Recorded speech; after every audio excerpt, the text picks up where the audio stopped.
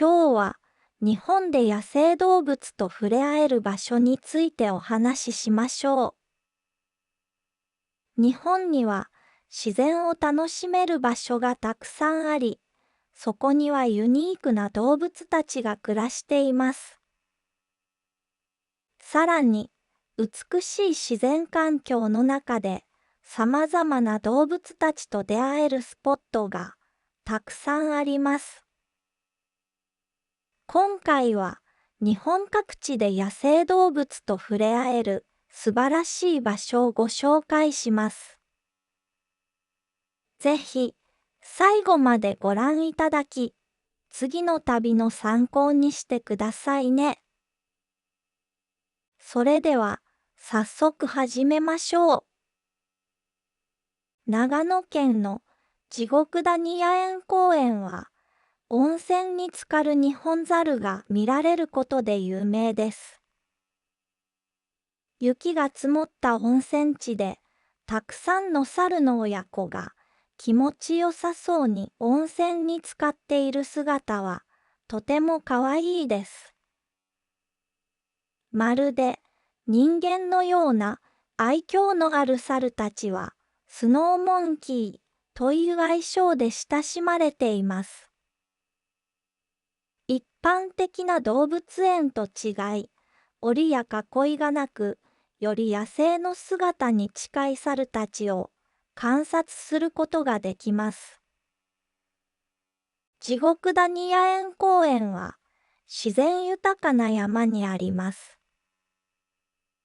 温泉が噴き出る姿が地獄のようなので、地獄谷と呼ばれています。この場所では大昔からニホンザルの群れが自然のままに暮らしています。猿は人が住んでいる場所に行くと畑を荒らしたり人にいたずらをしてしまいます。猿が自由な生活をできるように、地獄谷は人が住んでいる場所から離れたところにあります。地獄谷は猿が住んでいる場所なので、人間がお邪魔しているような感覚です。ここに住んでいる猿たちは、とても穏やかな顔をしていて、のびのびと暮らしています。雪山で温泉に浸かっている猿たちを見れるのは冬だけですが、それ以外の季節もおすすめです。春はニホンザルの出産時期なので、赤ちゃんザルを見ることができます。夏は緑が生い茂った自然に囲まれて、山道の散策が楽しめます。ただし、秋だけは少し注意が必要です。猿たちの動きがとても不安定になってしまいます。そのため、秋はニホンザルを見ることができないことも多いです。温泉に入るのはほぼ冬のみなので、かわいい猿たちの姿を一目見ようと、観光客であふれます。地獄谷には、猿たちを守るためのルールがあります。まずは、猿たちに食べ物を見せたり、与えたりしないことです。また、猿に触ったり、驚かすようなことはしないようにしましょう。京都の観光エリアである嵐山にも、野生のニホンザルが集まる嵐山モンキーパーク岩田山があります。嵐山の山頂までのハイキングを楽しみながら、野生の猿たちの姿を見ることができます。ハイキングは少し疲れてしまいますが、山頂からの京都市内の眺めも最高です。嵐山モンキーパークでは、温泉に浸かっている猿を見ることはできませんが、違う楽しみがあります。それは野生の猿に餌付け体験ができることです。決められた場所で手渡しで猿に餌を与えることができます。食いしん坊の猿やなかなか餌を食べてくれないおとなしい猿など、猿にもいろんな個性があります。モンキーパークを訪れて、お猿さんと仲良くなれるといいですね。奈良公園は様々な寺や神社で有名ですが、実は一番の人気者は鹿かもしれません。1000頭以上の鹿が奈良公園に生息しています。鹿に鹿せんべいを与えて触れ合うことができます。奈良公園の鹿は鹿せんべいをもらうときにお辞儀をします。とても礼儀正しい鹿です。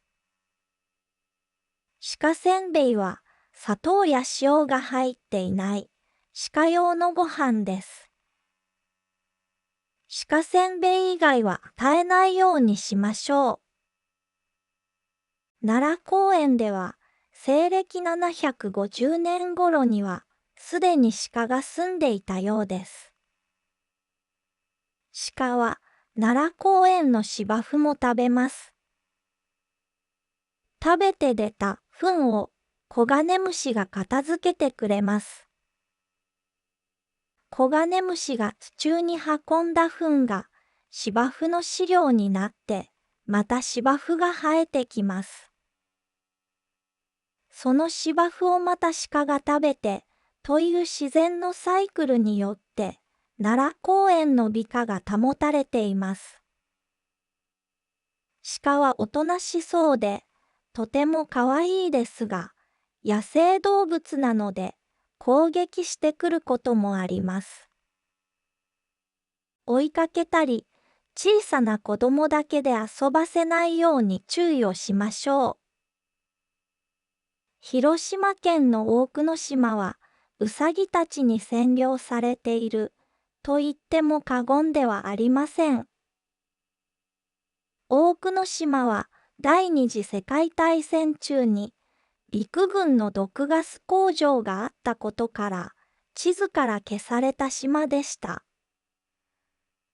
現在は国立公園に指定され、うさぎの楽園になっています。島では約1000羽の人懐っこいうさぎが出迎えてくれます。大久野島まではフェリーで行くことができます。広島は観光地でもあるので、ぜひ島にも訪れてみてください。フェリー乗り場のコンビニエンスストアにうさぎ関連の商品が販売されています。うさぎのおやつをお土産に持って行ってあげましょ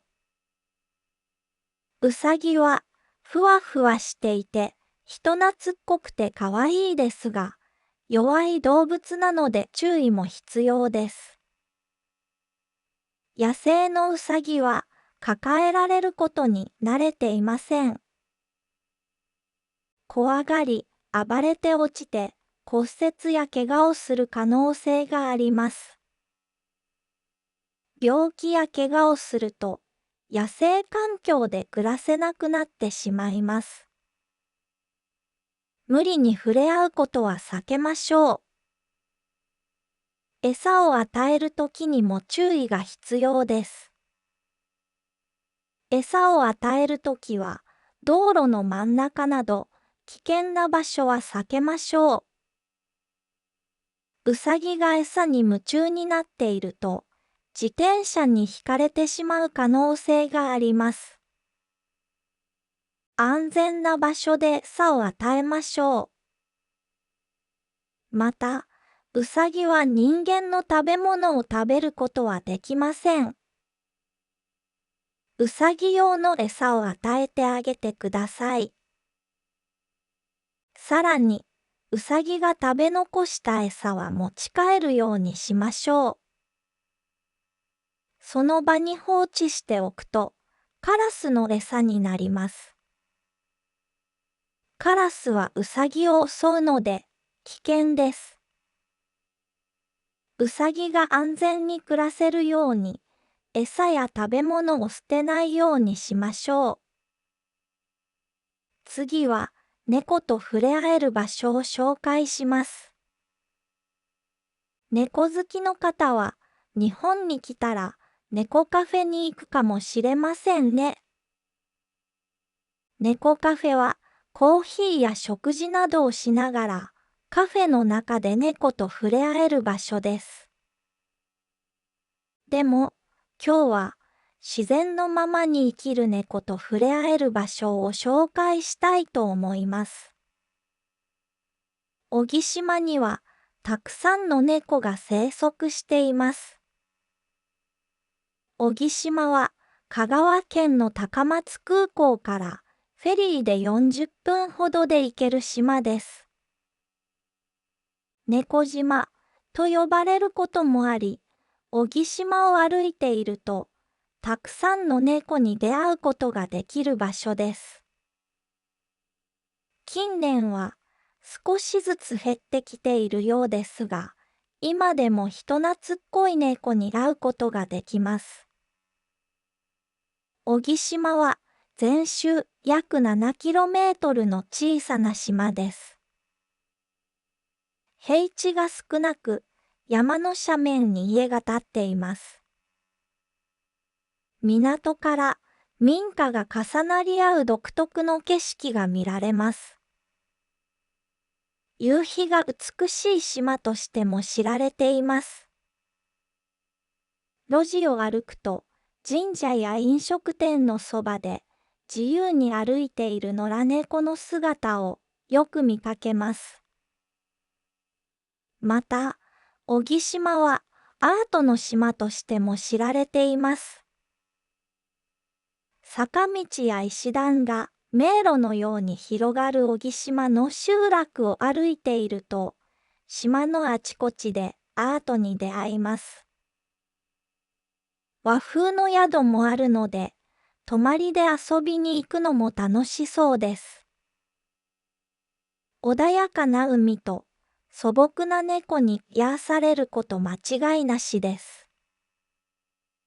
愛媛県の青島にも猫がたくさんいて、猫の楽園と言われています。愛媛県の JR 伊予長浜駅近くの港からフェリーで行くことができます。フェリーの本数は多くないので、行きと帰りの時刻表を確認しておく必要があります。宿泊することはできません。青島は住民の方は多くありません。青島に行くと人よりも猫に多く出会います。猫だらけです。青島の猫たちは人慣れしているので、近寄って触れることもできます。猫と遊ぶためのおもちゃも持って行きたいです。コンビニや自動販売機などがないので、青島に行くときは、お弁当と飲み物を持って行きましょう。のどかな島で猫に囲まれて癒されたいですね。実は日本全国には猫島と言われるほど猫がたくさんいる島が20カ所くらいあります。海に囲まれている猫島は漁業の町や村として知られています。もともとは島で漁民や農民の暮らしを荒らしてしまう害獣を退治するために猫が島の外から持ち込まれました。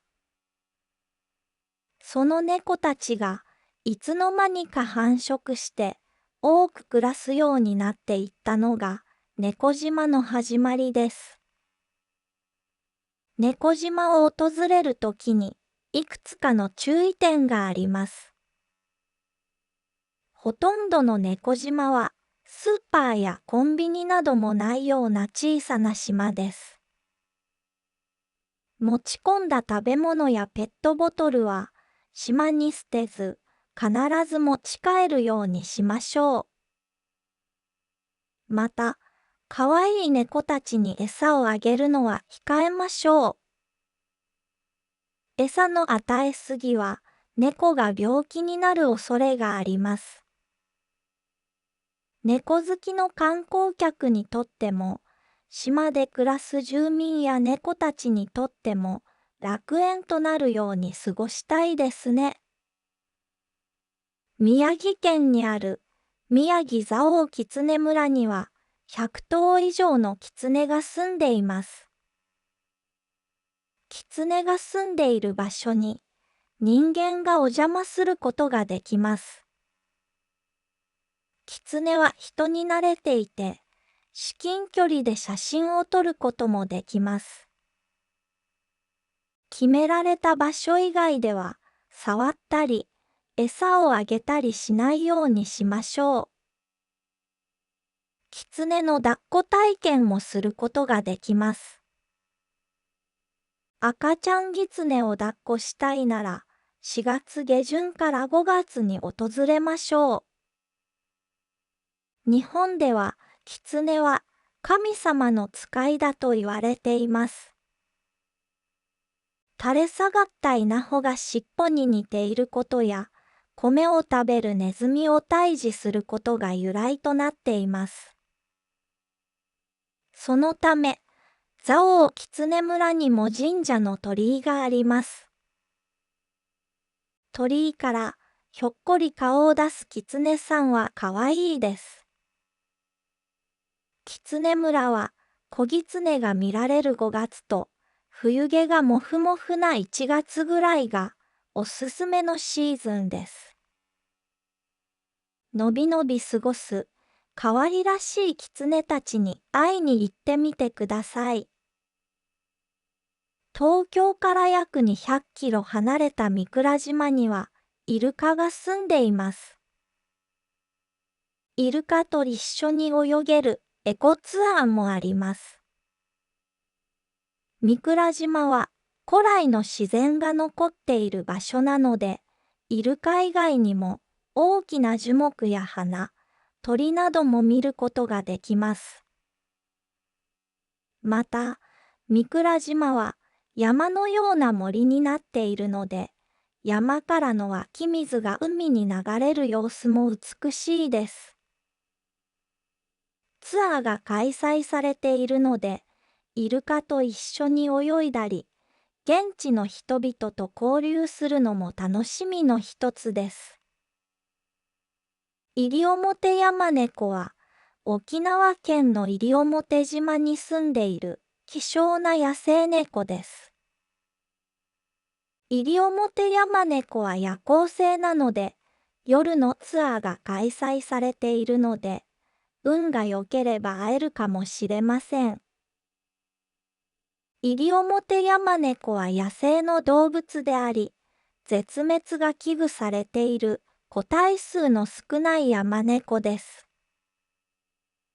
自然環境での観察なので、彼らの出現を保証することはできませんが、出会えたらラッキーですね。西表島は自然豊かな熱帯ジャングルなので、山と川、海にはビーチもあり、素晴らしい眺めです。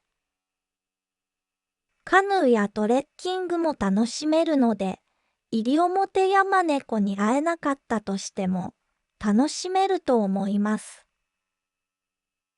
今日は日本で野生動物と出会える場所を紹介しました。